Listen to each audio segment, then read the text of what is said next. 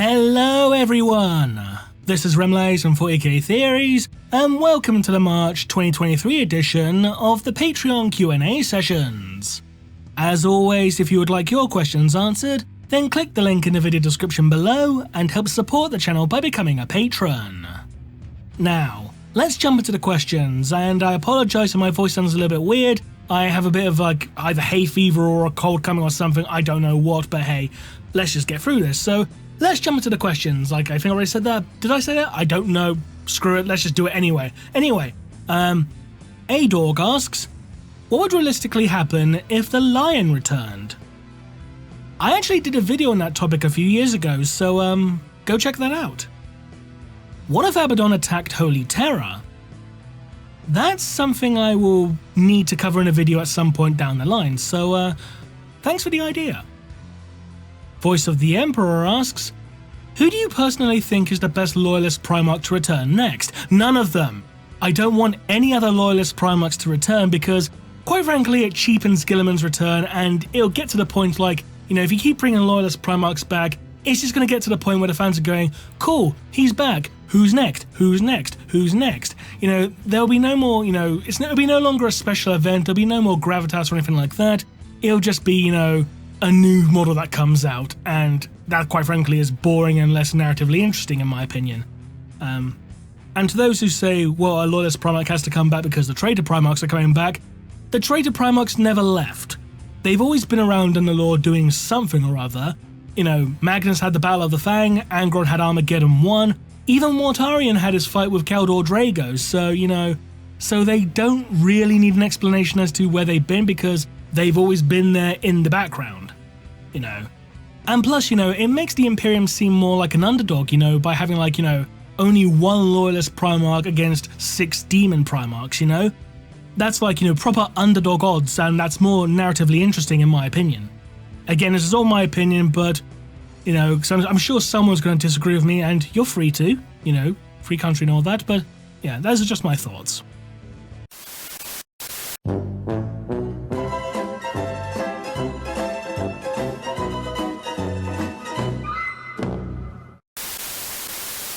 Pentadeus asks, would a Space Marine chapter that secretly cloned all their Marines instead of making new aspirants be accepted or deemed heretical? This is a bit of a weird one because cloning is a bit of an odd topic in 40k because some sources claim it's heretical and an abomination and all that stuff like that, but some sources seem to suggest that it's perfectly fine. So it depends upon the author, source, faction, sub-faction, etc. But if I had to guess, considering that, cloning Space Marines would technically be interfering with the Emperor's design, I can imagine it being deemed as heretical. Do you think we'll see the Celestial Lions again in additional canon content? For as long as Aaron Dembski-Bowden is going to be writing for Black Library, sure. Because, they are like one of his chapters, aren't they, basically, in terms of, who gets to write lore. So, as long as he keeps writing books, I imagine he's going to touch upon the Celestial Lions at least once or twice.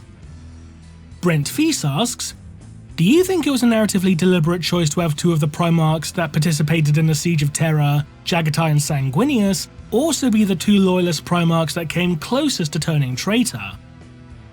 No. And that's purely on the basis that, Jagatai and Sanguinius were always involved in the siege, and so, the writers for Black Library and that were kind of constrained with what was already established before. If anything, writing them so that they came close to turning traitor, in the Horus Heresy novels, that was a narratively deliberate choice. But having them at the Siege of Terror itself, that was something they had to do regardless, because again, that had already been established.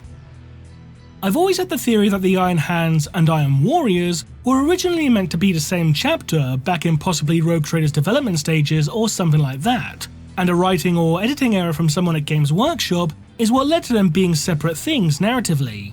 How likely is this?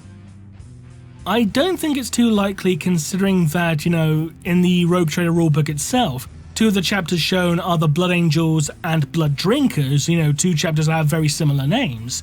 So, I don't think it was due to a mistake, I think it was a very deliberate choice. Chief Surgeon asks, where is Fulgrim's soul trapped?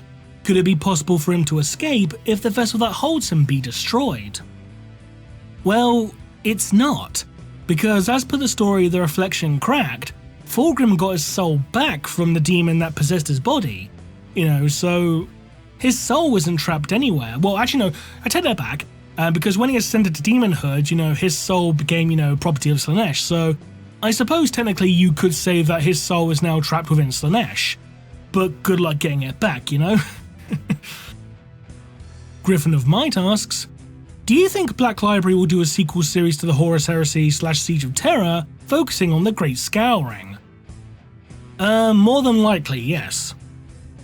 Is it possible that Sly Marbo pulls off his amazing feats because of the Emperor's aid, or possibly having become some version of a living saint?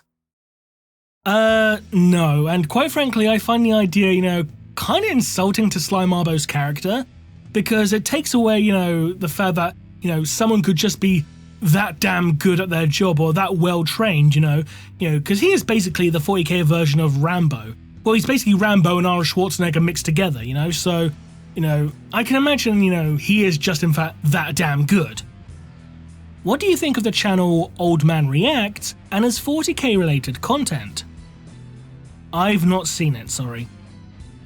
Zero Hits asks, what is your favourite goofy thing to come out of 40k? Squidgens! The fact that orcs use squidgens like flying squids as carrier pigeons, it's adorable, goofy. The squidgens themselves look so derpy and stupid, and I love them. They need to be protected. Those are my favourite, they are adorable.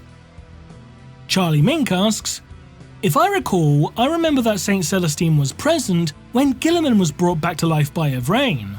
If that was true, how likely do you see the Sororitas being willing to play ball with the Inari or other Eldari factions, providing that their goals aligned and we're not having heavy drawbacks, obviously in the short term as well? I don't find it likely, to be honest, because even though the Inari brought Guilliman back to life, the Grey Knights were still hunting them down. They fought alongside them, but they're still hunting them down.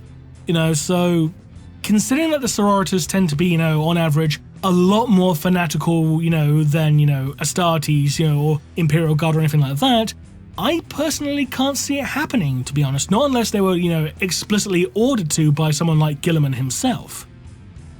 Have the Adeptus Sororitas ever fought alongside a Xenos faction?